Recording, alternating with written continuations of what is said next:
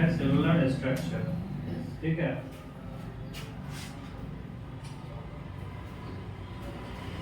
All living being are made up of one और more cell. जितना भी living being है सब एक या एक से ज्यादा सेल से बना हुआ है, समझे? वन सेल से या वन से ज्यादा सेल से। ए सेल कंटेन्स प्रोटोप्लाज्म। अब सेल का डायग्राम याद है? सेल में प्रोटोप्लाज्म होता है ना, साइटोप्लाज्म, प्रोटोप्लाज्म।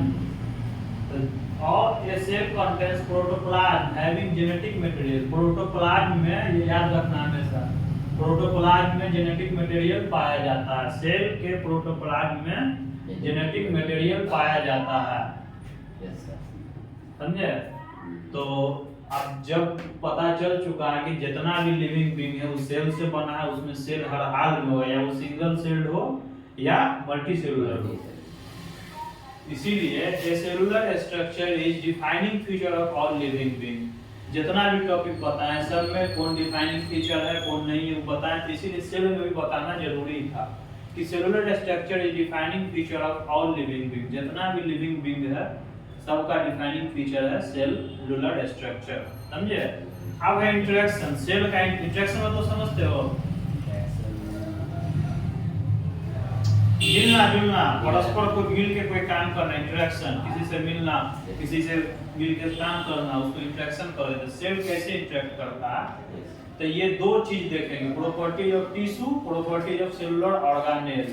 तो प्रॉपर्टी ऑफ टिश्यू जो है सेल में प्रेजेंट होगा, sorry, property of tissues are not present in constituent cell. Constituent मतलब घटक, जैसे एक सेल हुआ, एक सेल में प्रॉपर्टी ऑफ टिश्यू नहीं पाया जाएगा, यही पर तुमको टिश्यू का डेफिनेशन भी मिल गया। But arises as a result of interaction among constituent cell. यानी यहाँ पे ये कह रहा है कि सेल से मिलकर बनता है ना टिश्यू, तो टिश्यू का प्रॉपर्टी सेल में नहीं पाया जाएगा, लेकिन टिश्यू बना है किसके नतीजे में? But arises as a result of, किसके नतीजे में? Arises as a result of interaction, परस्पर क्रिया, सेल का मिलना जुलना हुआ परस्पर, तो परस्पर मिलके अमंग कंस्टिट्यूएंट सेल, परस्पर मिलके एक ऑर्गन बनाया। तो यहाँ पे यही कह रहा है कि प्रॉपर्टी, सॉरी, टिश्यू बना है। Property of tissue are not present in constituent cell.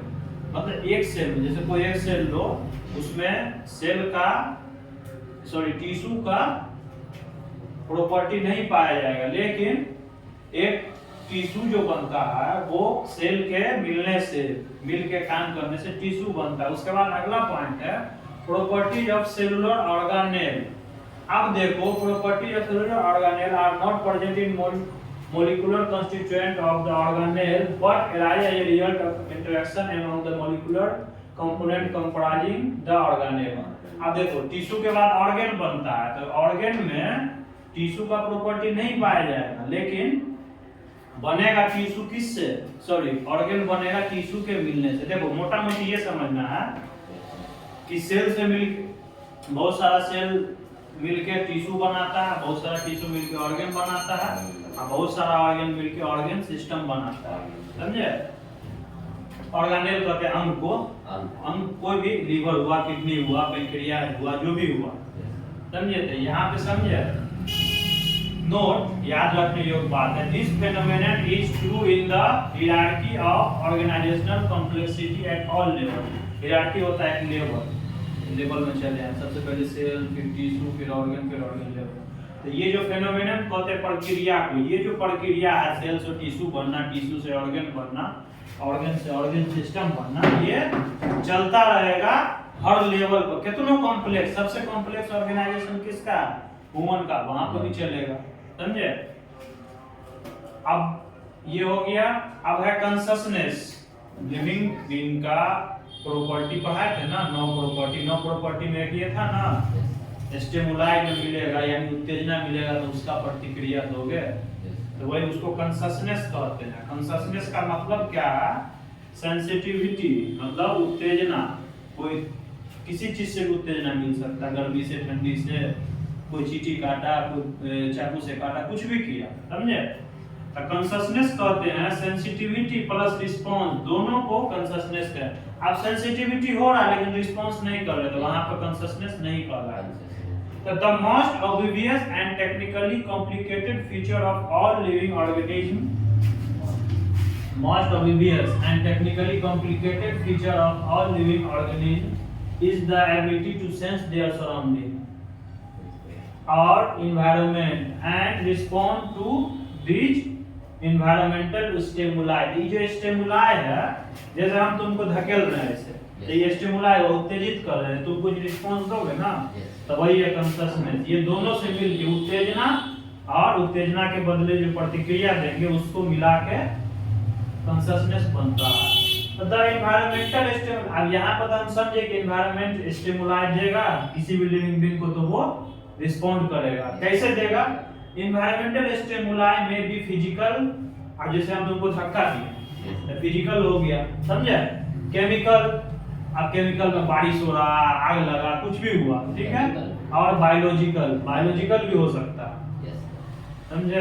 पेट में दर्द कैसे हो रहा, कोई ना कोई ऑर्गन गड़बड़ी हो रहा किसी न किसी ऑर्गन में, तो रिस्पॉन्ड कर रहा है, वहां से उत्तेजना मिल रहा है। जैसे लीवर में प्रॉब्लम है तो लीवर उत्तेजित हुआ, उसमें दर्द होगा, सूजन आएगा, कुछ भी होगा, बायोलॉजिकल, हाँ, तो उसको बायोलॉजिकल स्टिमुलाई करेंगे। लेकिन जनरली हम दोनों को ये, हम लोगों को फिजिकल और केमिकल का ज्यादा सामना होता है स्टिमुलाई का, समझे?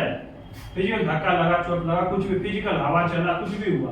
केमिकल में वही बारिश हुआ, आग लगा, कोई केमिकल पड़ गया, कुछ पड़ गया, कोई भी चीज पड़ गया, उसको केमिकल स्टिमुलाई। फिजिकल मतलब जिसमें फोर्स लगे, डायरेक्ट कोई दूसरा ऑर्गेनिज्म या कोई भी दूसरा थिंग फोर्स लगा रहा, उसको फिजिकल स्टिमुलाई कहेंगे। अब देखो, higher animal sense their environment through their sense organ. अब हायर एनिमल कौन है? हायर एनिमल कौन है? सेंस ऑर्गन क्या? Higher animal sense their surrounding through their sense organ. Higher animal में ह्यूमन हो गया या ह्यूमन से रिलेटेड जितना जानवर, हाथी, घोड़ा, कुत्ता, जो भी है, समझे? इसके पास अपना सेंस ऑर्गन होता है, समझे? है ना जी? आँख, कान, नाक, जुबान, चमड़ा, 5 गो सेंस ऑर्गन है। सबसे बेसिक सेंस ऑर्गन यही है, बचपन से पढ़ते आए हो। प्लांट, अब भाई एनिमल का तो पता चला कि सेंस ऑर्गन से रिस्पॉन्ड कर रहा, प्लांट कैसे रिस्पॉन्ड करता है?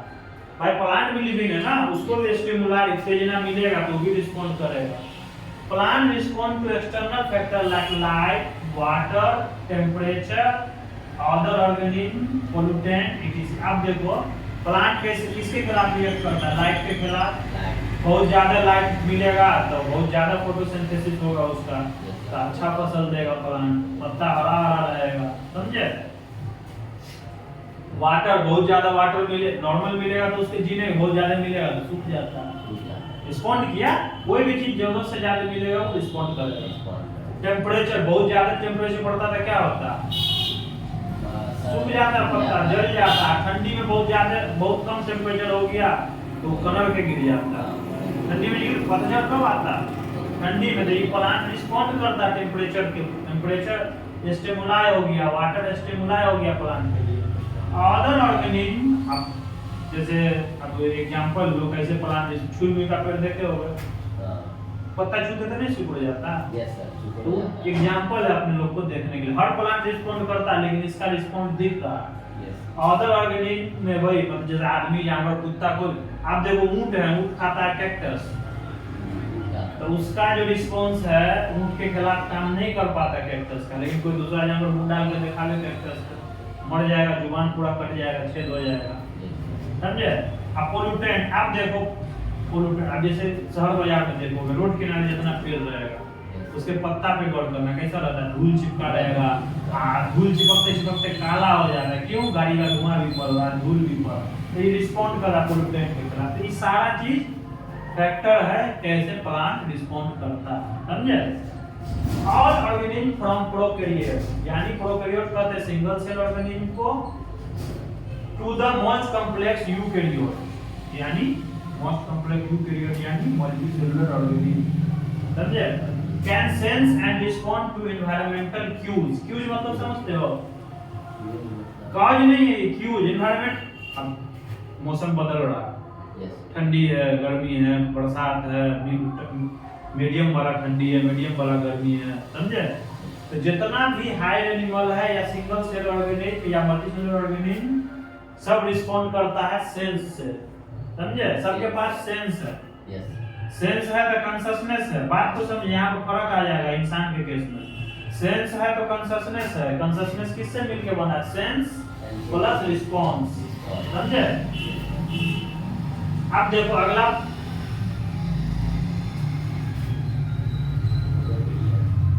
आगे हमको लगा ह्यूमन वाला छूट गया। अब है फोटो पीरियड। फोटो पीरियड समझते हो? फोटोसिंथेसिस होता है ना, उसी में फोटो पीरियड होता है। यहाँ पर इसीलिए हम भूले हो गए या नहीं याद होगा, इसीलिए हम यहाँ बता दिए थे। Photo period affects the reproduction in seasonal breeder both plant and animal. Photo period जो होता है इफेक्ट, एक होता है इफेक्ट। इफेक्ट होता है प्रभावित, इफेक्ट मतलब होता है अच्छे रूप में प्रभावित करना, समझे। AFFECT इफेक्ट, समझे। इसीलिए हम लिखे AFFECT effect reproduction in seasonal breeder in both plant and animal. जो प्लांट और एनिमल में सीजनल ब्रीडर होता है तो उसमें फोटो पीरियड बहुत इफेक्ट डालता है, उसको प्रभावित करता है। कैसे?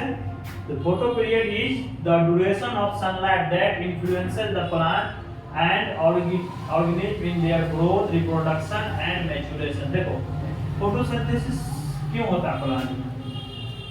प्लांट के न्यूट्रिशन का जरिया है फोटोसिंथेसिस। प्लांट जमीन से तो न्यूट्रिशन ले लिया, उसको तैयार खाना तो ले आया, तैयार कैसे करेगा? फोटोसिंथेसिस से होता है। जो सीजनल ब्रीडर होता है, सीजनल ब्रीडर समझे, जैसे आम है, आम ठंडी में होते देखे हो? आम ठंडी में नहीं हो सकता है। जो फल ठंडी में हो रहा है गर्मी में नहीं हो रहा, क्यों? ये फोटो पीरियड हो। अब आम फोटो पीरियड मतलब मोटा मोटी समझो कि जितना देर सनलाइट दिखाई देता है, पत्ता पे पड़ता है, उसको फोटो पीरियड। पीरियड मतलब होता है ड्यूरेशन। जैसे गर्मी में तुमको, जैसे अभी 5 बजे के बाद उजाला हो जाता है, 7 बजे तक लगभग लौटा हो जाएगा, न 7 तो 6:30 तक। ठंडी में क्या होगा? 6-7 बजे तक अंधेरा बना रहता है, धूप नहीं होता है। दिन हो भी गया तो फोटोसिंथेसिस सही से नहीं करता है, समझे। 4 बजे, 4:30 बजे, 5 बजे शाम हो जाता है, अंधेरा हो जाता है ठंडी में। तो जो ठंडी का प्लांट है या एनिमल है, अब वो कुत्ता ठंडी में ही ब्रीडिंग करता है, जानवर में ऐसा। लेकिन ह्यूमन के पास सेल्फ कॉन्शसनेस है, तो वो अपने आप को एडेप्ट कर सकता है। बाकी सब एडेप्टेशन नहीं होता। आम के पेड़ को हम कश्मीर में रोप देंगे ले जाके, जहाँ पर सेब होता होगा, नहीं होगा, एडेप्ट नहीं कर पाएगा। तो यहाँ पर कह रहा है कि photo period effect reproduction in. तो फोटो पीरियड यहाँ पर क्या हुआ? स्टिमुलाई हुआ, उसके रिस्पॉन्स में जो हिसाब का प्लांट या एनिमल है उस हिसाब से रिस्पॉन्ड करेगा। अब अगला topic, all organism handle chemical entering their body. जितना ऑर्गेनिज्म है सब हैंडल करता है, कैसे? रिस्पॉन्स करके। हैंडल मतलब क्या होता है? संभालना, पता नहीं इसको हैंडल कर लो, तो वही कहते हैं all organism handle chemical entering their body. जितना भी ऑर्गेनिज्म है केमिकल एंटरिंग देयर बॉडी उसको हैंडल करता है, रिस्पॉन्स करके। केमिकल उसके बॉडी में इंटर हुआ, वो स्टिमुलाई हुआ, और जो उसके बदले में रिस्पॉन्स दिया। अब हम तुम्हारे यहाँ पर लाएंगे, फैंकी ऐसे छाड़ देंगे तो कुछ रिस्पॉन्स दोगे ना, तो वही हुआ रिस्पॉन्स। छिकोगे या कोई बदबूदार चीज लाएंगे तो मतलब जैसा चीज आएगा तुम्हारे सामने वैसा रिस्पॉन्स होगा। Organism therefore are aware of their surrounding. इसीलिए ऑर्गेनिज्म अपने सराउंडिंग से अवेयर है।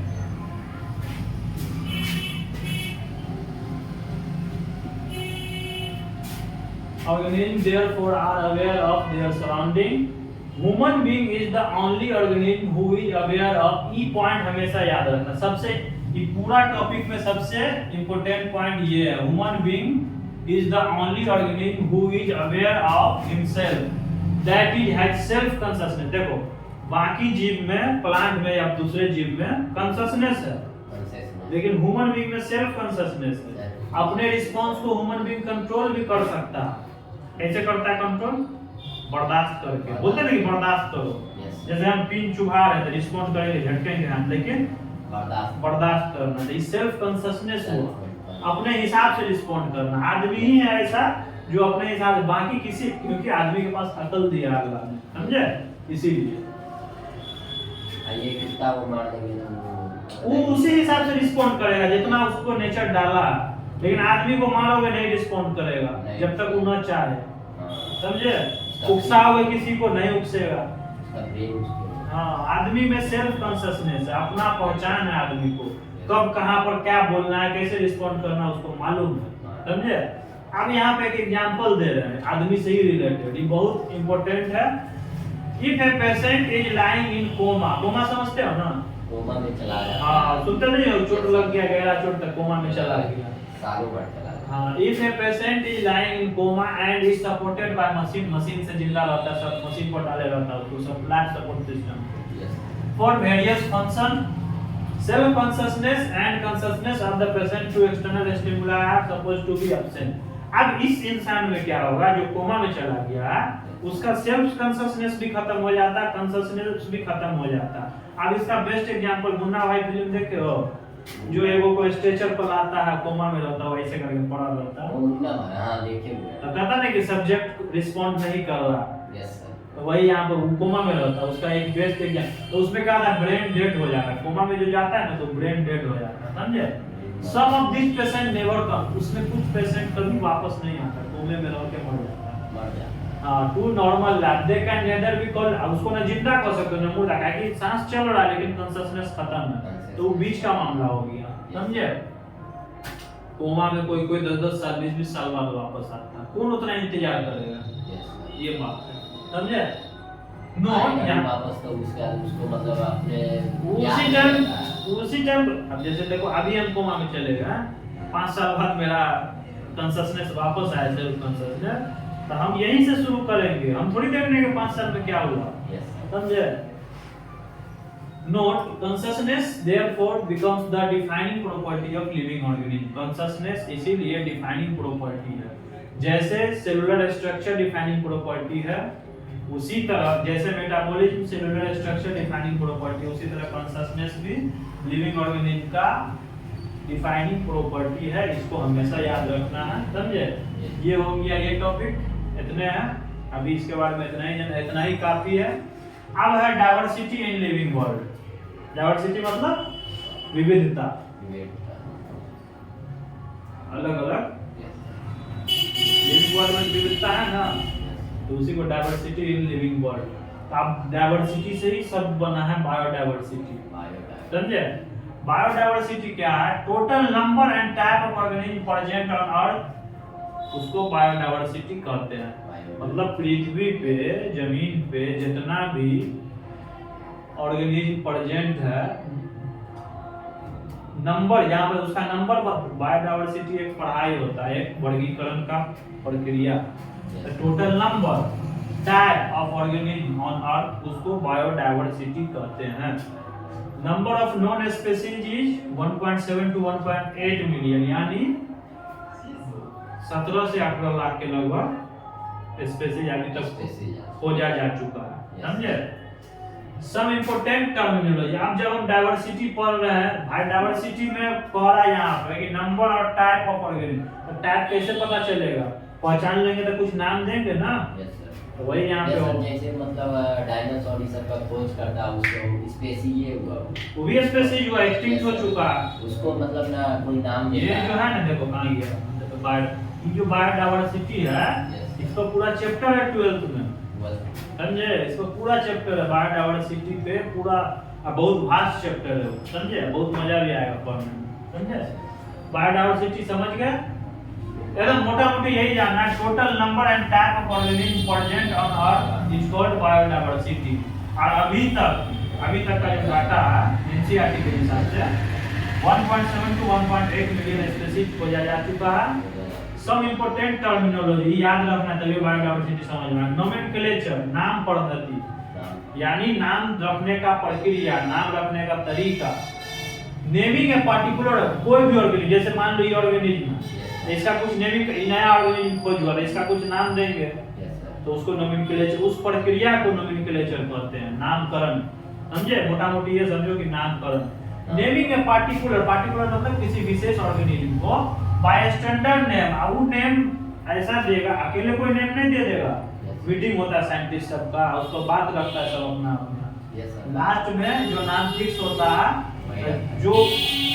जो इस चीज का खोज किया, इस चीज का पहली बार जो देखा, जो साइंटिस्ट, मीटिंग होगा, सब चीज होगा, लेकिन लास्ट में उसका नाम जुड़ जाएगा। जैसे लिनिनस खोजे होगा तो मैंजीफेरा इंडिका लिन, तो मैंगो का खोज लिनिनस किया, नाम वो दिया था, लास्ट में उसको क्रेडिट जाता है, समझे?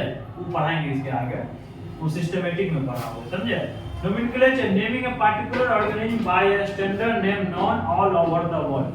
अब जो नोमेनक्लेचर हो गया है, नामकरण हो गया ना, जो जैसे लैटिन में हुआ या ग्रीक में, कोई भी साइंटिस्ट लोग कर दिया, तो अकेले बैठ के नहीं कर देता, सारे दुनिया के साइंटिस्ट को बुलाता है, मीटिंग करता है, तब नाम रखता है, समझे? अब वो ऐसा क्यों हो जाएगा, एक बार जो नाम, जैसे ह्यूमन का नाम होमो सेपियंस सेपियंस है, तो कोई दूसरा आके बदल नहीं सकता, समझे? वो फिक्स हो गया, वही रहेगा। हाँ, अब है सिस्टमैटिक्स। जब नामकरण हो जाएगा तो सिस्टमैटिक्स भी यहाँ पर देखने को मिलेगा। थोड़ा सा ऊपर का हो बता सकते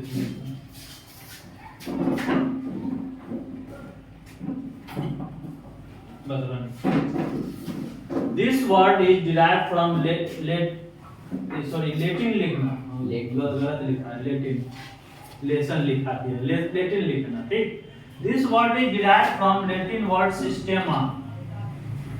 सिस्टमैटिक्स जो है, सिस्टेमा नाम के एक लेटिन जानते हो ना, लेटिन भाषा है, वो लेटिन जैसे उधर ग्रीक अमेरिका इस तरफ पाया जाता है। लेटिन वर्ड सिस्टेमा, सिस्टेमा का मतलब व्हिच मींस सिस्टमैटिक अरेंजमेंट।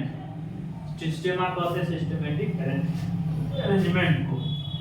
अब इसका डिफिनेशन क्या है? द स्टडी ऑफ आइडेंटिफिकेशन, देखो identification, classification and relationship among living being is called systematic. सबसे पहले सिस्टमैटिक में पहचानेंगे, सबसे पहले इसको पहचानना, आइडेंटिफिकेशन, फिर क्लास, जैसे पहचानोगे उसको क्लासिफाई कर दोगे। पहचान लोगे कुत्ता है तो उसको एनिमल किंगडम में डालोगे ना, चिड़िया है तो उसको बर्ड के किंगडम में डालोगे, प्राइमेट नॉन प्राइमेट जो भी होता है, समझे? क्लासिफिकेशन, सबसे पहले पहचान करेंगे। सिस्टमैटिक में वर्गीकरण होता है, वर्गीकरण कैसे करोगे? पहचान के ना। आइडेंटिफिकेशन, क्लासिफिकेशन एंड रिलेशनशिप, उसके बाद फिर रिश्ता क्या है आपस में, बहुत सारा सिमिलरिटी रहेगा तो एक ग्रुप में रखेंगे, बहुत सारा डिफरेंस रहेगा तो अलग ग्रुप में रखेंगे, समझे? Among living being is called systematics. तो ये डिफिनेशन ये है, इसका खोज हुआ है सिस्टेमा वर्ड से। इसका मतलब होता है कि सिस्टमैटिक अरेंजमेंट, और डिफिनेशन है the study of identification, classification and relationship among living और being is called systematics. The term systematics was को अभी टर्म दिया को कोई तो साइंटिस्ट दिया हो ना, the term systematics was coined by Linnaeus. Linnaeus को कहते हैं फादर ऑफ टैक्सोनॉमी। टैक्सोनॉमी एक ब्रांच है साइंस है जिसमें नामकरण खाली किया जाता है, मतलब कोई भी ऑर्गेनिज्म, हाँ उसमें नामकरण होता है टैक्सोनॉमी में। तो ये टर्म जो है ना, लिनियस कार्लस, नाम सुने साइंटिस्ट का? लिनियस कार्लस नाम है, बायोलॉजिकल साइंटिस्ट है, उसको फादर ऑफ टैक्सोनॉमी कहा जाता है। ये हमेशा याद रखना, आपको ऑब्जेक्टिव में पूछ देगा, वो ही फादर ऑफ टैक्सोनॉमी, तो Linnaeus Carolus. It also gives us the idea of evolutionary relationship among the organism. अब देखो जैसे सिस्टमैटिक में वर्गीकरण किए तो पहले पहचाने, फिर क्लासिफाई किए, फिर रिश्ता देखे क्या रिश्ता है, तो इसमें इवोल्यूशन का भी पता चलेगा, किसमें किस हिसाब से इवोल्यूशन हुआ। Linnaeus wrote a book. अब ये सारा चीज कहाँ लिखा है? ये किताब में लिखा है, किताब का नाम है सिस्टेमा नेचुरी। लिनियस रोट ए बुक सिस्टेमा नेचुरी, नाम है किताब का, लैटिन में बुक लिखा था, सिस्टेमा नेचुरी as the title of publication, और पब्लिकेशन का टाइटल भी वही दिया, सिस्टेमा नेचुरी। मतलब अपने साइंटिस्ट रहते हो जितना चीज का खोज किया, जितना लिविंग ऑर्गेनिज्म का, उसका नामकरण किया, सबका रिकॉर्ड इसी बुक में लिखा। अब याद रखने के लिए ट्रिक है INC, identification, nomenclature, classification, RED, RE में रिलेशनशिप हुआ, समझे? ये बस इतना ही है, इससे आगे बता दो।